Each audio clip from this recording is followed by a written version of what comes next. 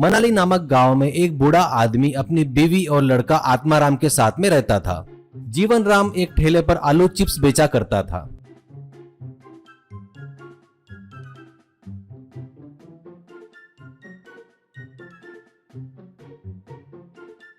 पहले वो सिगड़ी पर एक तवे पर रेती डालता, उसमें आलू को अच्छे से भूनता और फिर उसे साफ कर बारीक चिप्स जैसे काटकर उस पर नमक मिर्च मसाले डालकर बेचता था। वो तेल में फ्राई नहीं करता था क्योंकि सेहत का वो काफी ख्याल रखता था। ये सोचकर लोग बड़े चाव से आते थे और खाते थे। जीवन राम का लड़का आत्माराम बहुत बुद्धिमान था, पढ़ाई में हमेशा आगे रहता था, क्लास में हमेशा फर्स्ट आता था। जीवन राम उसके लड़के की पढ़ाई के बारे में कभी भी चिंता नहीं करता था क्योंकि वो पढ़ाई पर भरोसा नहीं करता था।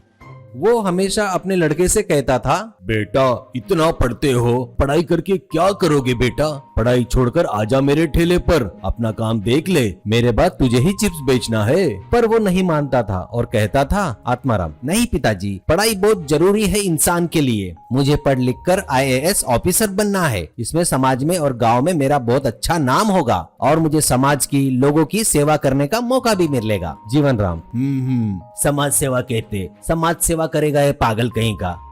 एक दिन क्लास में लेक्चरर, माय डियर स्टूडेंट, यहाँ आप लोगों का आखिरी साल है। डिग्री होने के बाद आप लोग क्या करना चाहते हैं, एक एक करके बताओ। तभी सभी बच्चे एक एक करके बताने लगे वो आगे क्या करना चाहते हैं। तभी आत्माराम कहता है, सर पहले मैं बैंकिंग सर्विस एग्जाम लिखकर बैंक में जॉब करूंगा और बैंक में जॉब करते हुए सिविल सर्विस की तैयारी करूंगा, ऐसा कहता है। Lecturer, very good my boy, तुम जो भी निर्णय लोगे बहुत सोच समझ कर लोगे, मुझे पता है। Wish you good luck my boy.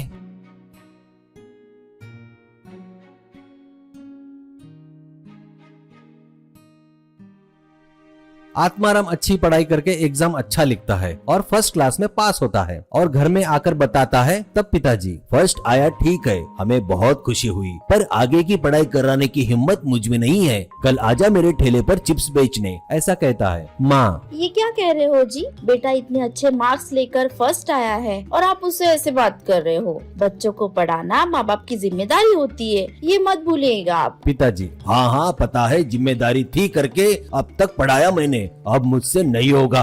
और खुद के पैरों पर खड़ा रहकर कमाने वाले की तकलीफें तुम लोग क्या जानो। सिर्फ पढ़ाई करने से कुछ नहीं होता, 4 पैसे कमा कर दिखाओ तब पता चलेगा। आत्माराम, पिताजी पढ़ाई को इतना कमजोर मत समझो। मैं पहले बैंक की एग्जाम देकर बैंक में जॉब करूंगा, फिर जॉब करते हुए सिविल सर्विस की तैयारी करूंगा। तब तक मैं आपसे 1 रुपया भी नहीं लूंगा। मैं भी कुछ न कुछ धंधा लगाकर पैसे कमाऊंगा और उन पैसों से ही आगे की पढ़ाई करूंगा, ऐसा कहता है।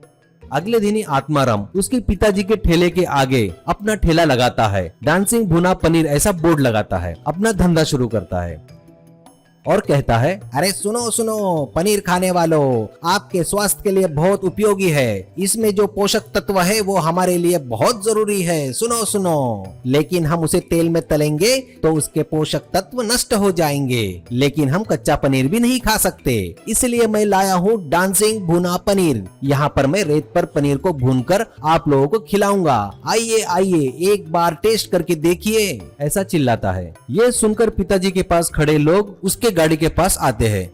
ऐसे ही वो रेत में पनीर को भूनता है तो पनीर के टुकड़े उछलते हैं, इसीलिए इसका नाम डांसिंग भुना पनीर रखा था।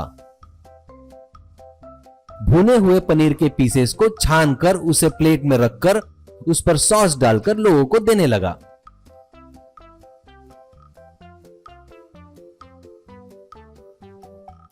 ये खाकर उसके स्वाद पर लोग फिदा हो गए और कहने लगे, जीवन राम जी, आपके आलू चिप्स से बहुत ज्यादा टेस्टी है ये पनीर। आपके लड़के ने तो माहौल कर दिया।